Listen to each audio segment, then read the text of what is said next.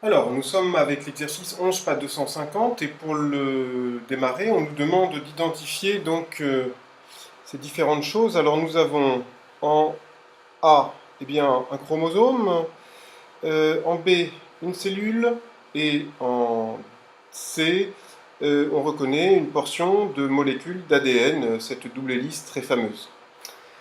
Pour la suite, on nous demande de classer par ordre décroissant de taille les différents éléments de la liste citée par le livre. Alors, je dirais, le plus gros de tout cela, c'est le tissu d'un organe, en 1.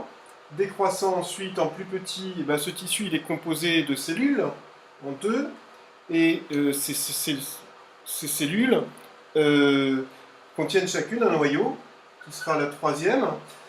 Ce noyau, que contient-il? Eh bien, il contient des chromosomes, donc 4 chromosomes. La molécule d'ADN, elle, eh bien, c'est ce qui constitue le chromosome, donc en 5.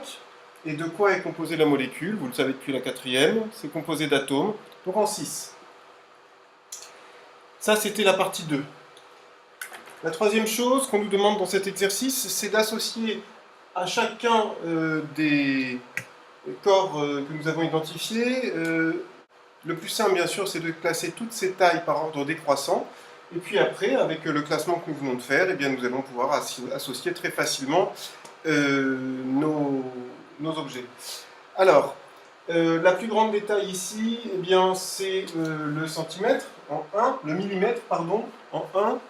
Ensuite, nous avons les 20 micromètres ici, en 2. Ensuite, nous avons les 2 micromètres en 3.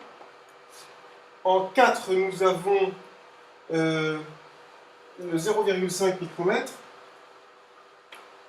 En 5, nous avons le 50 nanomètres. Et en 6, nous avons le 0,1 nanomètre. Alors bien sûr, cela nous permet de tout de suite identifier le tissu d'un organe comme la taille C, d'identifier la cellule comme la taille B, d'identifier le noyau de la cellule comme la taille D, d'identifier le chromosome comme la taille F, d'identifier la molécule d'ADN comme la taille A, et d'identifier l'atome comme la taille E.